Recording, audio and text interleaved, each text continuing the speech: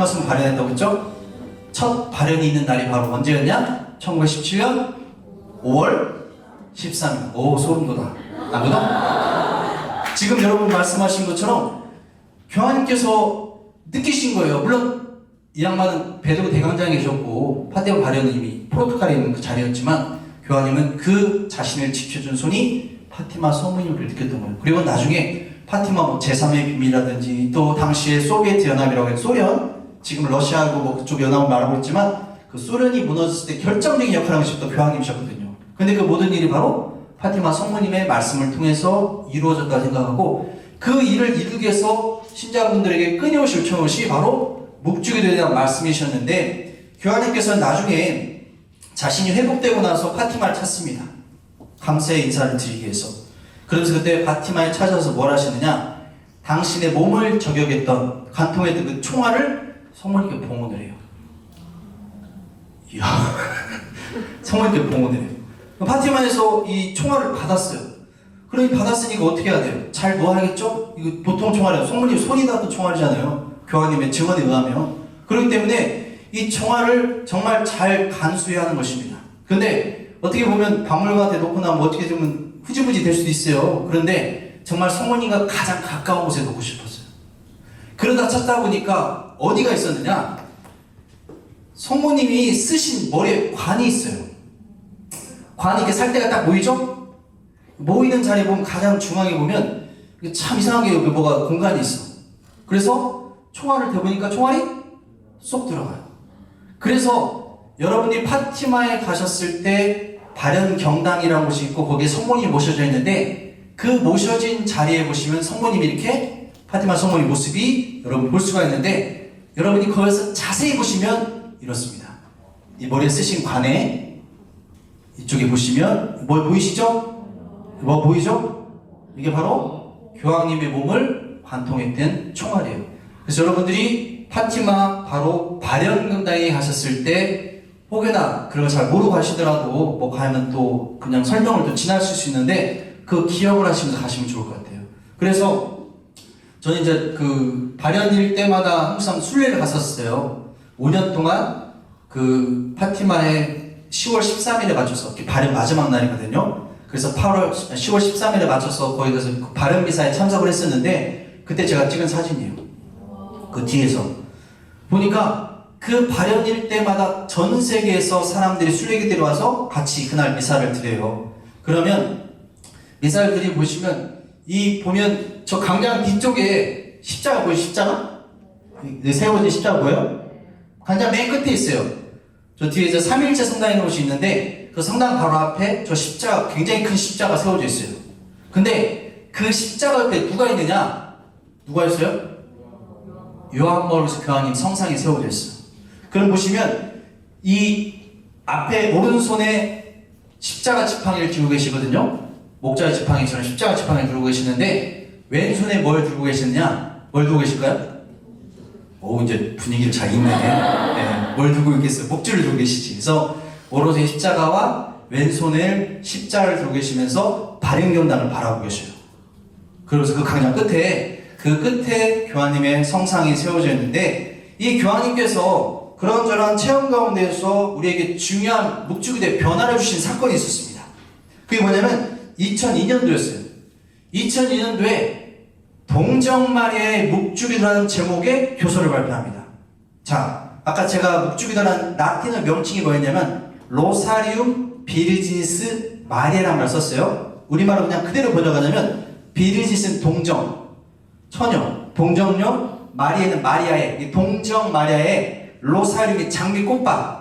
근데 우리말로 뭘로 번역했느냐? 동정 마리아의 묵주기도라는 말로 번역된 책입니다. 원문은 로사리움 비리스 마리아. 그냥 우리말로 묵주기도라는 그 내용인데 그거를 여러분들이 보시면 2002년도 10월 16일에 발표합니다. 10월 16일에 발표하시는데 이날이 무슨 날이었느냐? 이 2002년도와 2003년도가 레오 13세라는 교황님께서 우리가 아까 말씀드린 10월달 무슨 성원이라고 했어요? 묵주기도 성원이라고 했죠? 우리를 지켜주는 힘이 어디서부터 비롯되는지 그 힘을 더 깊이 있게 체험하고 느낄 수 있도록 10월 7일이 있는 그 10월 달을 묵주기도 성월로 정한 것이 바로 레오 13세 교황님이었어요. 근데 이분이 교황 때가 언제냐? 1883년도야. 2002년도는 2002년부터 2003년까지 쭉 이어진 해는 바로 그 레오 13세 교황님이 묵주기도 성월을 정한 지 120년이 된 해였습니다. 그리고 이때는 또 어느 때냐면 바로 제2차 바티칸 공의회, 이 제2차 바티칸 공의회 1962년도 10월 11일 날 개막을 하거든요. 근데 오늘날까지 굉장히 영향을 끼치는 바로 공의회라고 말하면 교황님부터 추기장님들, 주교님들, 또 여러 신학자들, 평신도까지 회의하는 거예요. 세계공의회. 그래서 그 중요한 공의회가 있었는데 그 공의회를 개막한 지 40년이 된 해였어요. 첫 번째로 묵주기도 성월이 지정된 지 120년, 두 번째로 공의회가 시작된 지 40년, 또 한 가지 중요한 게 있어요. 2002년도는 요한 바오로 2세 교황님께서 교황이 되신 지 25년이 된 해였습니다. 교황이 된 지 25년이에요. 신부님들 25년 되면 뭐예요? 은경충이라고 보내죠? 그만큼 특별하게 기념하는데 이분은 뭐 되신지? 교황이 되신지. 역대 세 번째로 교황직을 오래 수행하신 분이긴 한데 당시에 요 근래에는 가장 오랜 시간 교황을 하신 분이시기도 합니다. 생각해 보세요. 120년 됐어. 묵주성을 지어낸 지. 그리고 공의에 시작된 중요한 그 공의시 40년이 됐어. 이걸 한꺼번에 묻고 싶은 거예요. 당신도 개인적으로 25년이 됐어. 근데 이 중요한 때 당신이 신자분들에게 꼭 하고 싶은 말이 있었다는 것이죠. 그걸 뭘로써 말하느냐? 교서라는 걸 합니다. 교서는 편지예요. 교황님 편지. 모든 그리스도에게 편지를 써요. 일일이 각자에게 쓰는 게 아니라 이 책 한 권처럼 글을 넘깁니다. 마치 가르침을. 그게 바로 교서라고 하는데 그 교서가 뭐였느냐? 25년이 되는 당신의 교황직 25년 첫날에 동정마녀의 묵주기도라는 교서를 발표하십니다. 그만큼 당신이 25년 동안 교황직을 수행하시면서 우리 신자들에게 꼭 했으면 하는 말, 꼭 이건 바치십시오라고 말하고 싶었던 것이 바로 무슨 기도이다? 묵주기도라면서 더 강조하고 싶었던 것이고, 교황님이 늘 자신이 가장 사랑하는 기도로서 뭐라고 말씀하셨냐면, 교서의 첫 번째 묵주기도는 제가 가장 사랑하는 기도입니다 라고 말씀하신 대로 굉장히 중요하게 생각했고, 그 교서에 처음에 이렇게 써있습니다. 묵주기도는 어떤 기도이냐? 이게 요약이에요. 여러분들 혹시 적을 수 있으면 적어요. 아무도 안 적어요. 묵주기도는 그리스도 중심의 기도이다. 왜? 묵주기도가 우리가 기도문을 반복한다고만 생각하지만 중요하게 생각한 게 뭐예요? 뭘 항상 합니까? 묵상합시다 했죠? 뭘 묵상해요? 그리스도의, 바로 그리스도의 신비 주제들을 묵상하잖아요. 그리스도 일생을 묵상하는 거예요. 그래서 우리가 그냥 소리 기도만 반복하는 것이 아니라 묵상 기도가 함께 있는데 가장 중요한 그리스도 중심의 기도이다. 왜? 그리스도를 바라면서 하는 기도가 바로 이 기도이기 때문에. 그래서 첫 번째가 그리스도 중심의 기도라면 복음의 유학으로서 또한 이루어진 것입니다. 그래서 여러분들이 보시면 신비 주제들이 다 그렇게 되어 있어요. 나중에 빛의 신비까지 들어와서 완전하게 그 일생 전체를 완성을 했다고 말씀드릴 수 있습니다. 또 설명드리겠지만, 그 다음에 성모님의 기도예요. 왜? 여러분들 묵주기도 하면서 가장 많이 반복하는 게 뭡니까? 성모송이에요. 그럴 뿐만 아니라 성모송 자체가 뭐예요? 누구에게 부탁하는 거예요? 천주의 성모 마리아님. 천주의 성모님께 부탁드리잖아요. 우리를 위해서 빌어달라고. 그래서 성모님께서 함께 해주시는 기도이면서 또 뭘 말하느냐? 제가 아까 말씀드렸죠. 묵주기도 1단부터 묵주기도 마지막 영광의 15단까지 환희의 11단이 뭐예요? 신비 주제 아시는 분들, 환희의 11단이 뭐예요? 마리아께서 예수님을 잉태하신 묵상합시다. 영광의 15단이 뭐예요? 예수님께서 마리아에게 천상 모호에 가는 시를 묵상합시다요. 누구로 시작해서 누구로 끝나요? 마리아 시로 마리아로 끝나잖아요. 내가 말씀드렸죠? 이 묵주기도 신비는 누구의 시선을 바라보면서 누구의 시선처럼? 성모님의 시선으로 우리가 그리스도의 신비를 묵상하는 것이 바로 묵주기도라고 말씀드렸는데, 그래서 성모님의 기도이면서 성모님의 기도학교라고 말씀입니다. 왜? 이 기도를 보면 구성된 기도문뿐만 아니라 우리가 기도를 하면서 모든 기도의 방법들이 다 담겨져 있어요. 부분적으로 우리들이 할 수 있는 것들이 이 안에는 완전히 농축되어 있었다는 걸 말씀드릴 수 있어요. 그래서 핵심적으로 여기서부터 다른 기도들이 뻗어나갈 정도, 그리고 목적을 통해서 교리 교육을 시킬 정도로 가장 기도하기 어려운 분들에게 기도를 어떻게 합니까? 라고 했을 때 가장 좋은 방법이 묵주기도 바치십시오. 몰라요. 금방 하면요. 하루 뭐 몇 번 하면 금방 따라올 수 있는 기도예요. 기도를 못 외웠다면 기도를 보면서 할 수 있는 기도가 또 묵주기도이기 때문에 전혀 어렵지 않은 기도이고, 말씀드린 것처럼 4살 배의 기도, 말할 수 있는 아이도 기도를 배웠을 때 이 기도를 함께 하시는 것이 묵주기도일 뿐만 아니라 바로 이 기도는 또한 풍성한 은총을 주는 기도로서 어떤 기도 못지않게 가장 기도의 영이란 말 쓸 정도로 가장 은총이 가득한 기도이기 때문에 여러분들이 그 기도를 바침으로써 느낄 수 있는 은총을 헤아릴 수 있는 것입니다. 그래서 10월 7일 날 제가 아까 레판토 해전 말씀드리면서 이 해전 때문에 그 승리한 날을 승리의 모 기념으로 정하고 나중에 묵주기대 목 대신 동정마라 기념으로 정했다고 했어요. 10월 7일 하루였어요. 그런데 레오 13세 교황님께서 1883년도에 10월 한 달을 뭘로 보냅니까? 묵주기도 성월로 보내고 합니다. 하루가 몇가 됐어요? 한 달이 됐어요. 그리고 나서 요한 바울스 교황님은 2002년도 10월 16일 날 이 교서를 발표한 첫날, 당신이 교황직을 수행한 25년이면서 제2차 바티칸 공회가 개막된 지 40년이면서 레오 13세 교황님께서 바로 묵주기도 성월을 정한 지 120년이 되는 그 해, 그 날에 교황님께서는 1년 동안 뭘 보내느냐? 묵주기도에 해란 걸 보냅니다. 자, 보시면 10월 7일 하루가 어떻게 됐어요? 이제 한 달이 어떻게 됐어요? 이제 1년이 됐어요. 근데 그 1년이 지금 끝나느냐? 왜? 여러분들이 묵주기도 해를 보내면서 그때부터 기도의 변화가 생깁니다. 그 전엔 없던 것이 새롭게 추가가 됐어요. 무슨 신비입니까? 빛의 신비가 이때부터 시작이 됩니다. 그래서 그때 1년 바치고 우리가 바치지 않은 기도문이었다 보면 사실 우리한테 영향을 끼치지 않는데, 여전히 영향을 끼치고 있는 것은 묵주기도 해를 그때 1년으로 끝난 것이 아니라 여전히 저희들은 그 안에 살고 있는 것이죠. 그래서 저희들이 이전에 바치던 기도 형식과 다르게 빛의 신비라는 주제가 추가됩니다. 빛의 신비는 뭡니까? 나는 세상의 빛이다. 예수님께서 나는 세상의 빛이다 말씀하시고 너희는 세상의 빛이다 말씀하셨는데, 빛의 신비는 환희의 신비가 바로 예수님의 탄생과 유년기에 대한 묵상이었고, 고통의 신비가 예수님의 순환과 죽음에 대한 묵상이었단 말이에요. 탄생과 죽음 사이에 뭐가 빠졌다?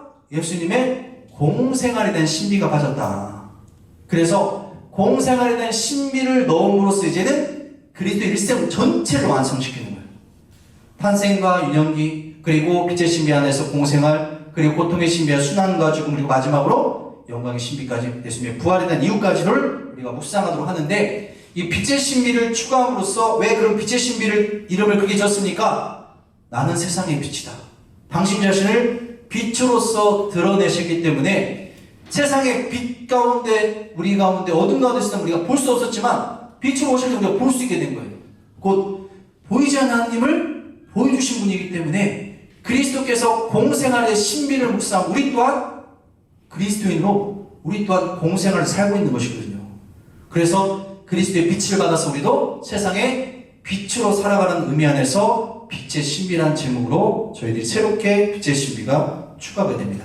그래서 빛의 신비는 환희의 신비와 고통의 신비 사이에 일반적으로 환희 신비 다음에 빛의 신비, 그 다음에 고통의 신비, 그 다음에 영광의 신비를 바치는데, 이 빛의 신비를 정할 때 그러면 이제 5가지 공생활이니까 중요한 걸 5가지 찾아야 할 거 아니에요? 어떻게 했느냐? 첫 번째로 빛의 신비 1단이 뭡니까? 혹시 모르는 분도 제가 말씀드리는 걸 좀 기억하면서 한번 해보시면 좋을 것 같아요. 1단이 뭐냐? 예수님께서 세례받, 써있잖아요. 보이죠 잘? 예. 예수님께 세례받으신 묵상. 두 번째는 뭐예요? 가나에서 첫 기적을 행하신 것. 세 번째는 뭡니까? 하나님 나라 선포하신 것. 네 번째는 뭡니까? 거룩하게 변화하신. 다섯 번째는 뭐예요? 성체성사를 세우신. 이게 뭐냐면 순서대로예요. 세례받았을 때부터 공생활이 시작되고 성체성사, 최후의 만찬, 바로 죽음 이전까지. 그래서 빛의 신비는 어떻게 보면 예수님이 세례받으심부터 해서 공생활의 5가지 주요한 신비를 가지고 그리스도의 공생활 핵심적인 걸 요약하고 있는데 여기에 또 중요한 비밀이 숨겨져 있어요. 5가지 주제를 묵상하지만 그리스도인이 살면서 받게 되는 성사라는 게 있어요. 뭐라고 그걸? 그렇지. 칠성사. 칠성사에다가 아니라 칠성사. 칠성사가 있단 말이에요. 그 칠성사를 우리들은 그리스도인이 살면서 받게 되는 성사. 교회가 베풀어서 하나님의 선물이거든요. 은총감, 눈으로 볼 수 없는 하나님을 우리 성사 안에서 발견하게 돼요. 그래서 칠성사가 있는데 이 칠성사를 우리가 살면서 받게 된 이 공생활의 5가지 신비 주제에 칠성사가 담겨져 있습니다. 자, 칠성사라고 하면 뭐냐? 인문성사가 있어요. 뭐가 있어요? 세례성사, 견진성사, 성체성사, 참회와 치유의 성사. 치유의 성사 뭐가 있어요? 고해 성사와 병자 성사, 그리고 친교의 성사, 혼인 성사와 성품 성사까지 7가지 성사가 있습니다. 그런데 7가지 성사가 이 5가지 신비주의에 어떻게 적용이 되느냐? 자, 첫 번째, 세례 받으시면 묵상합시다. 뭘까요? 당연히 세례 성사죠. 두 번째, 가나에서 첫 기자 행하신 뭔 성사일까요? 누가 말했는데 가나 어디 가셨어요? 혼인잔치 갔잖아요. 근데 무슨 성사? 혼인성사. 세 번째, 한인나라 선포하시네요. 내가 세례받았을 때는 이제 막 태어났어. 근데 내가 누군가에게 내 신앙을 전할 정도로 한인나라를 선포할 정도로 신앙이 성숙하고 견고해졌어요. 뭐예요? 견인성사입니다. 거룩하게 변모하시면 이렇게 생각해 보시면 됩니다. 영적인 변모와 육적인 변모를 떼어보시면 돼요. 영적인 변모 뭐냐? 내가 영적으로 치유되는 거예요. 무슨 성사일까요? 고해성사입니다. 그리고 육적으로 치유되는 거 뭘까요? 병자성사예요. 거룩한 병모를 이 성사 안에서 우리가 발견할 수 있는 거. 마지막으로 성체성사를 세우시면 답이 나왔네? 뭐가 있어요? 성체성사죠. 그리고 성체성사, 곧 미사를 집전하는 사제가 되는 성사 뭘까? 성품성사까지. 이 안에는 칠성사의 신비가 담겨져 있는 거예요. 그래서 여러분들이 묵주기도 신비의 빛의 신비는 왜 저렇게 정했을까? 우리가 잘 못 기억해. 어떤 분들한테 이 빛의 신비가 왜 이렇게 됐습니까? 하면 생소하고 좀 익숙하지 않아서 그런지 몰라도 잘 못 외우신 분들이 처음에 계셨어요. 지금 이제 당연히 하는 것으로 알고 있지만, 그래서 그런 의미 안에서 우리가 빛의 신비를 바친다고 말씀을 드릴 수 있는데, 빛의 신비가 시작되면서 우리한테 요일에 변화가 생깁니다. 전에 환희의 신비, 고통의 신비, 영광의 신비, 세 개의 신비 발치는 참 쉬웠어. 환희, 고통, 영광, 환희, 고통, 영광. 2번 반복했으면 됐어요. 주일날은 영광의 신비 혹은 전례 시계 맞춰서 바쳤는데 4개의 신비가 되니까 일주일을 반복할 수 없어요? 자, 하루의 성화를 위해서는 시간 전례인 성물들을 바친다고 했어요. 그리고 우리는 월을 통해서 무슨 성월을 보내면서 하루, 한 달을 또 봉헌하기도 합니다. 근데 일주일을 기억하고 기념하는 것이 바로 묵주기도 안에서 그걸 기억하고 있거든요. 그러면 묵주기도는 그냥 하는 것이 아니라 우리에게 뭔가 도움이 주고 싶은 거야.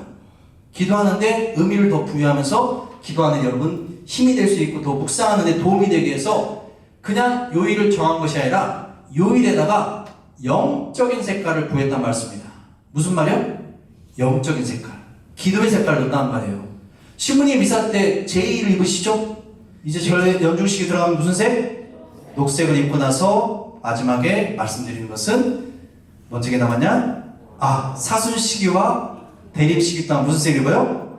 보라색을 입어요. 보통 사색. 그래서 신부님들이 제일 이렇게 바꿔 입는 건 뭐 때문일까요? 그냥 옷 많아서 옷 자랑하려고 지금 하나만 입으면 좀 거시기해 보이니까? 뭐 때문일까요? 그 색을 통해서 전례 의미를 드러내는 것이죠. 일종의 영적인 색깔을 부여하는 거예요. 여기다가 백색은 기쁨과 부활을 상징합니다. 그러니까 부활식이나 성탄식이나 대축일 때 그렇게 입는 거예요. 빨간색은 성령의 색깔을 드려요. 불. 그리고 순교. 순교에서 축일날 빨간색 제일 입어요. 그리고 녹색은 생명의 색깔을 드러냅니다. 그래서 연중시기 동안에 일상이었던 그때 뭘 묵상하니까 녹색을 입는 것이고, 마지막으로 자색 입는 것은 참회와 보석의 의미를 드러내기 때문에 그 전례에 맞춰 색깔을 바꾸고 입는 것이거든요. 그러면 이 묵주기도도 요일에 대한 신비를 요일마다 정함으로써 우리가 기도하는 데 도움이 되도록 하는 것입니다.